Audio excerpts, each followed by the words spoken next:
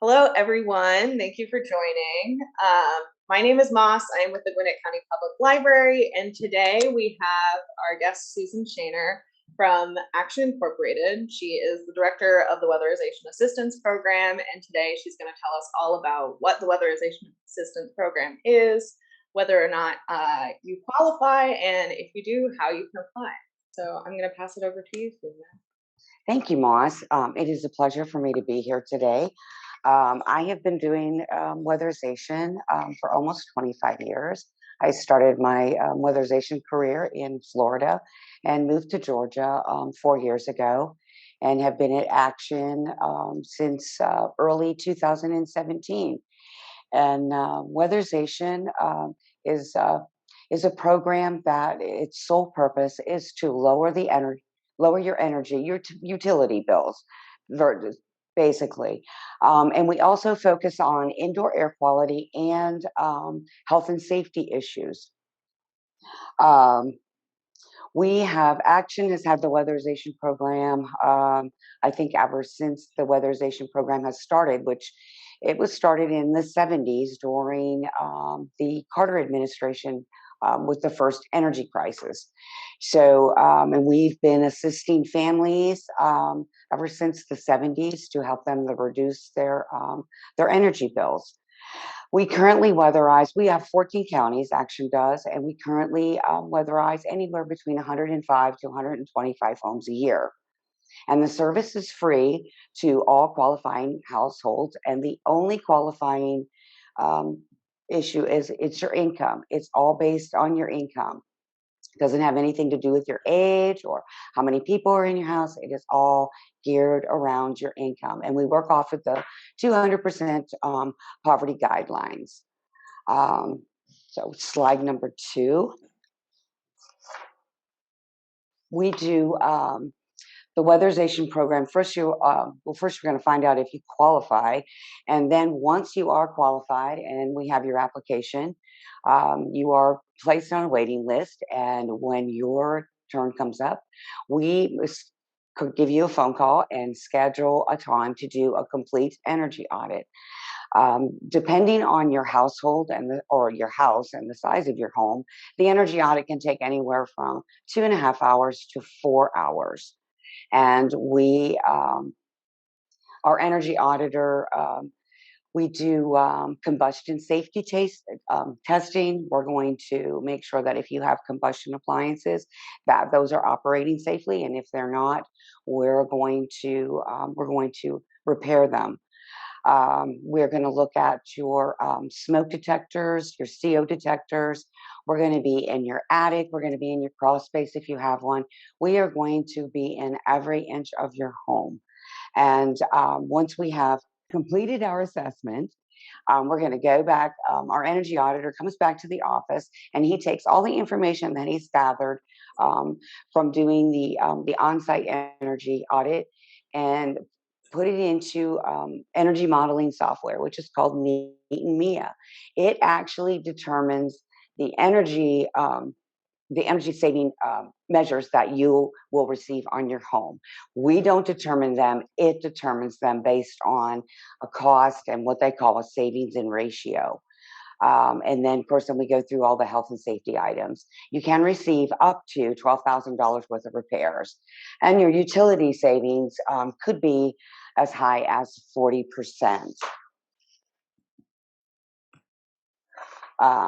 The Weatherization Assistant Program services, we do floor insulation. Well, we don't do it. The energy, if the Neat and Mia software calls for it, you could receive floor insulation, attic insulation. A big item is the air infiltration reduction. We spend a lot of time in the attics, air sealing top plates, all of your plumbing penetrations, your electrical penetrations, and we do the same in the crawl space and the same in the interior of your home. We weather strip doors if they're in need of it, do door sweeps, we repair windows, we do HVAC repair or replacement. We're installing smoke detectors, CO detectors, LED light bulbs. There's just, oh, and another big item is your duct system. We're doing a thorough inspection of your duct system to make sure that it is properly working the way that it should. The things that we do not do are home remodeling, and that will be one of the questions that we will ask you when we call you to set up your time. We're going to go through a list of questions. If you have any kind of home remodeling going on in progress in your home, we won't be able to help you until that is complete. We do not do roof replacement, painting, cleaning gutters, landscaping or garden work, plumbing, electrical work, minor electrical issues we will take care of, minor plumbing issues we will take care of, cabinet replacement, door window replacement, or installation of wheelchair ramps. The eligibility, like I had previously stated, is based on the 200% poverty guidelines. And this is a slide of the current poverty guidelines. They increase every year. We usually receive them sometime during the month of February. We work on all single family homes. We work, if you're a renter, and you live in a single family home or a duplex, a quadplex, something like that, you are also eligible. If you're a renter of a townhouse, we also work on those. And for homeowners, we also work on townhouses and condos, as long as there is that firewall in the attic. We have to be divided in the attic for us to be able to weatherize your home. All homes are eligible, with the exception of homes that have been weatherized since 1994.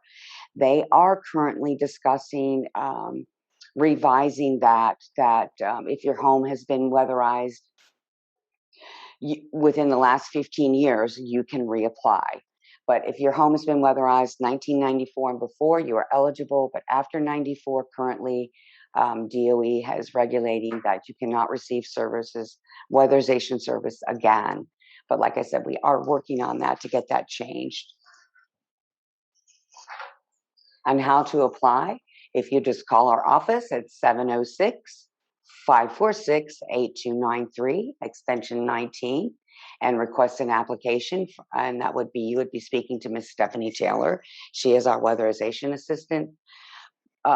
And she's going to also ask you some questions. She's going to ask you if your home has been weatherized before. She's going to ask you about your income, because if you don't qualify, there really isn't a whole point, the point of sending you an application.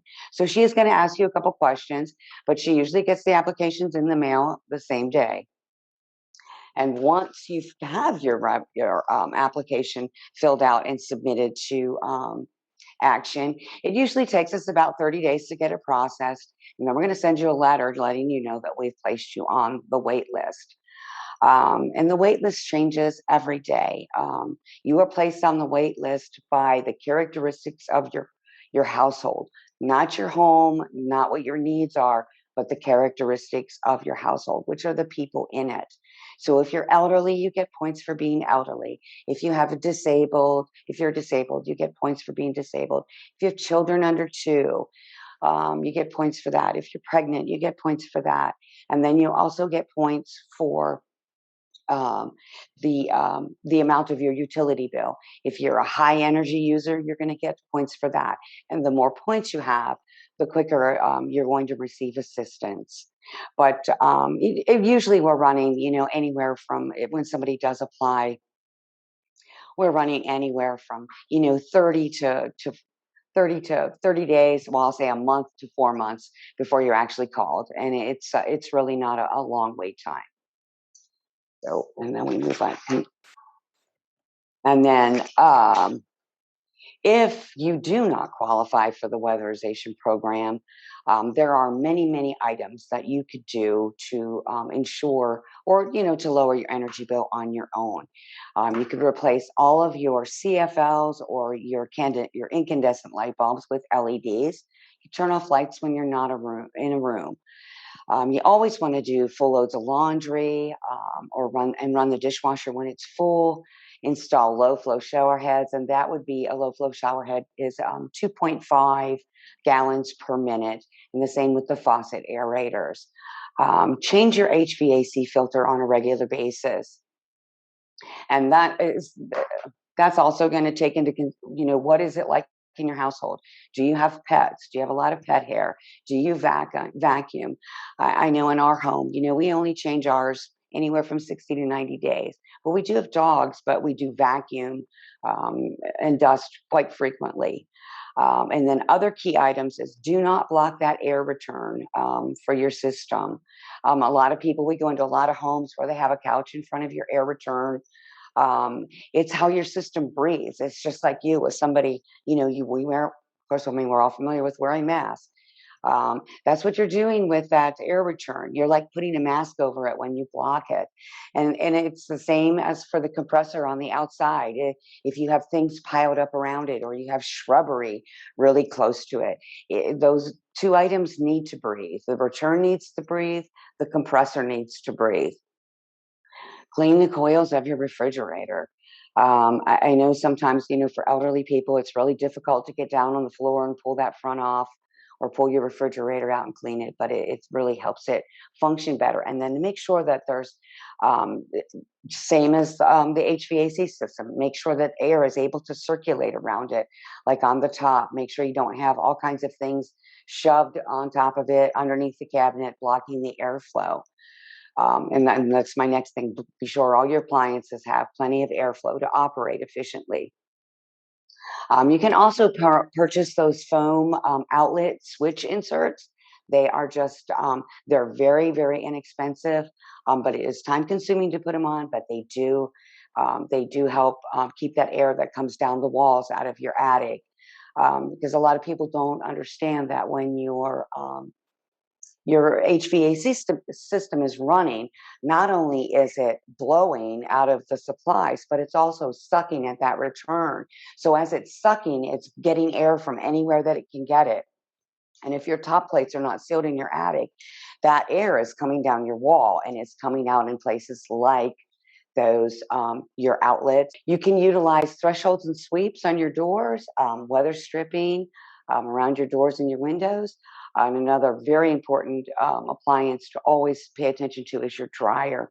So when you make sure that lint is that lint trap is always clean, and make sure that if you're able to access where it terminates on the exterior of your home, you want to make sure that it's not clogged in any way. And another thing that people can do is utilize your ceiling fans. In the wintertime, you want the ceiling fans to be blowing up. So you always want to make sure that you're purchasing a fan that is reversible. So in the wintertime, you want that fan to blow up, so it's blowing the hot air off of the ceiling. And in the summertime, you want it to blow down. And you really only want to run a ceiling fan when you're in the room. That's about the only time that they are efficient to use. And they really are efficient across the board, they are. But just remember to change the direction of the fan with your seasons. When you turn on your heat, the fan blows up. And when you turn on your air, the fan blows down. And let's see. So if anybody is interested, once again, I'll give you the number again. If you have any questions, you can call Stephanie or myself, and we'll be able to, hopefully we'll be able to answer all the questions that you have. And we can be reached at 706-546-8293. And we're in extension 19. And if we cannot help you, we do make referrals to other agencies. We do our best to try to get you connected with other agencies that can help you with whatever your need is.